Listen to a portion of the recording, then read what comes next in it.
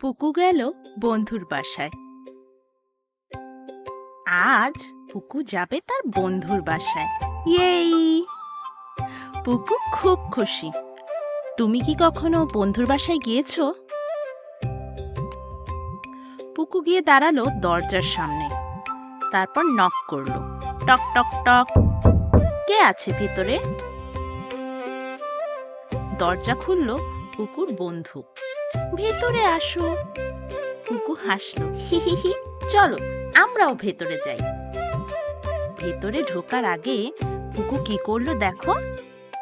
পুকু জুতা খুললো আর খুব সুন্দর করে একপাশে রাখলো, এলোমেলো করে রাখলো না। বাহ পুকু, বন্ধুর বাসাটা খুব সুন্দর। একটা ফুলদানি, একটা ছবি আর বইয়ের তাকে কত বই। ও, রং পেন্সিলও আছে। রং পেন্সিল দেখে পুকুর খুব আঁকতে ইচ্ছে করলো। পুকু একটা পেন্সিল হাতে নিল, তারপর তাকালো দেয়ালের দিকে।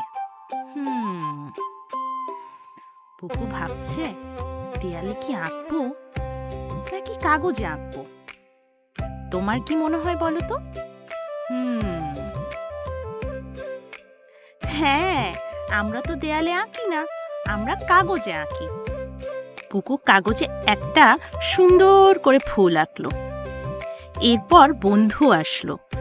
তারা দুইজন একসাথে গোল গোল সূর্য আঁকলো। কি মজা!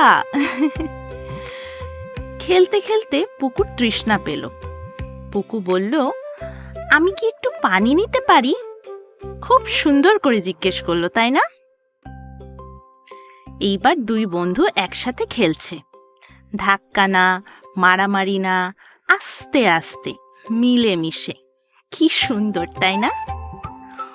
ও, খেলা শেষ, কিন্তু খেলনাগুলো এখানে ওখানে পড়ে আছে। এখন কি করা যায় বলো তো? পুকু খেলনাগুলো নিয়ে বাক্সে তার জায়গা মতন তুলে রাখলো। Clean up, clean up. সব গুছিয়ে গেল। কি দারুণ! এখন বাসায় ফেরার সময়। পুকু বলল, ধন্যবাদ, আবার আসবো। বন্ধুও হাসলো। বিদায়।